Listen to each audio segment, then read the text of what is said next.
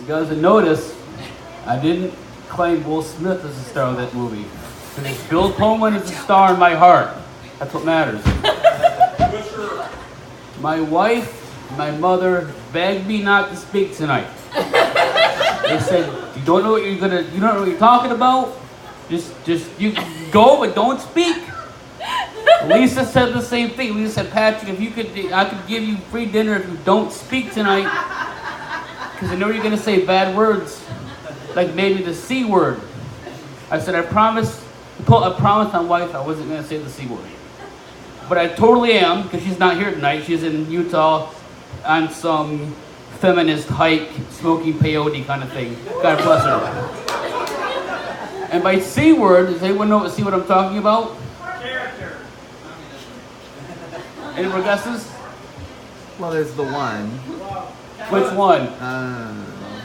Yeah, nobody guessed Cosby, because I'm going to do that. Oh. This is not a happy ending, of course, as you know. If you own a television, you know it doesn't end well for anyone. But when I was a very young kid, Bill Cosby was my hero, and I mean that. Everyone else had Optimus Prime lunchboxes or Star Wars. I had a Cosby Show lunchbox that I took to school with me every day. I loved everything about the Cosby Show.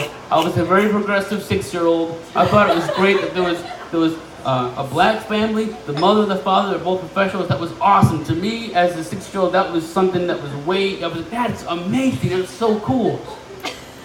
And then the past 2 months, I had my heart like ripped out and stomped on, right? That's because of Bill Cosby. Turns out he's like a terrible human being that does terrible things to women, right? So, heartbreak over. Funny story, right? In a metaphorical sense, I kind of met Bill Cosby, my hero, and it was awful, right? Terrible. My father physically met his hero, and it turned out in kind of a funny way. So my father used to live in Oklahoma. I was born in Oklahoma. I don't like to brag about that. I don't know anything about Oklahoma. I'm a Michigan guy. I've always lived mostly in Michigan, except for that weird state in Indiana I want to talk about. Because Indiana is... Oh, yeah, I forgot I lived overseas too. You were there for like 3 I years. forget about that sometimes. So my father's on a plane ride, and he sees, maybe you guys know this musician, he sees him down the way, and for some reason, in this story, this guy, famous musician, is flying Coach.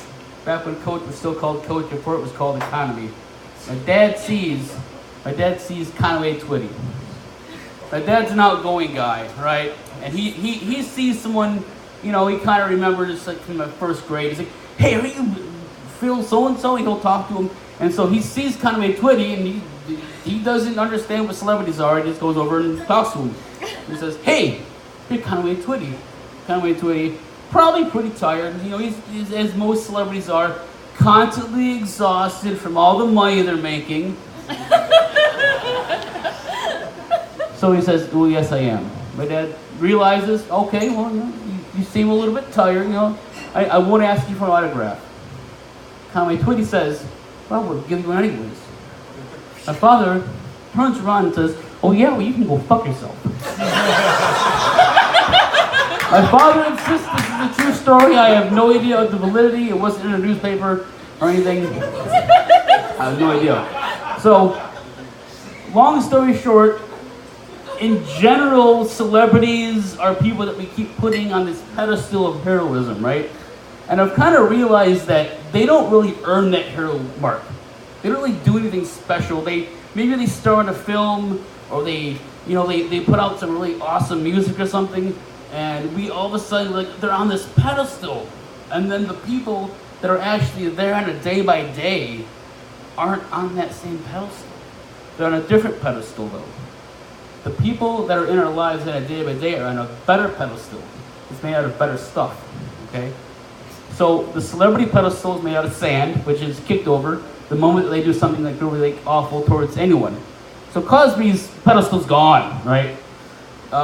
Louis C.K., gone. All these guys I used to really admire now, they're just a bunch of jerks. So who do we look to to be our heroes now?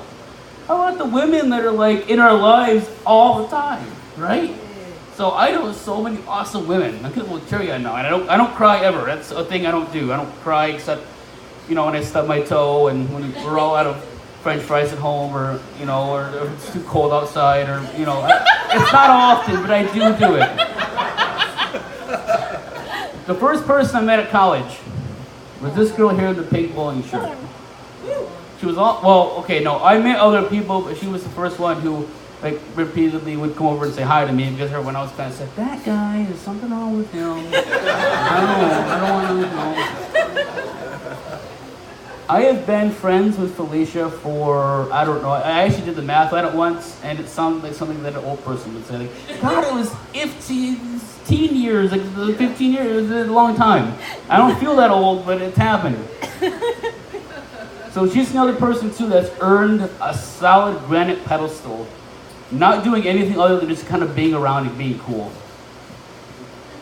My mother, real quick, I know we're not doing a lot of mom stuff tonight.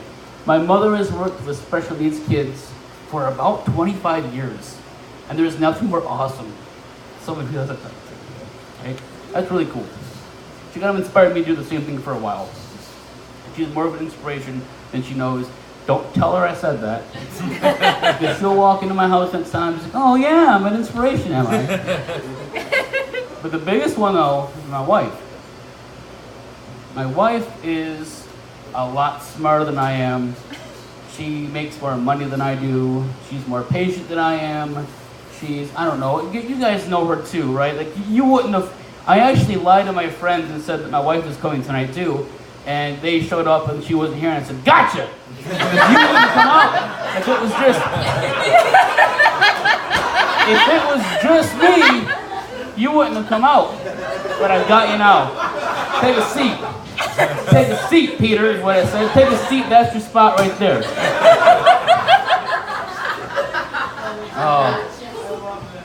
Felicia warned me, and she got married a month before I did.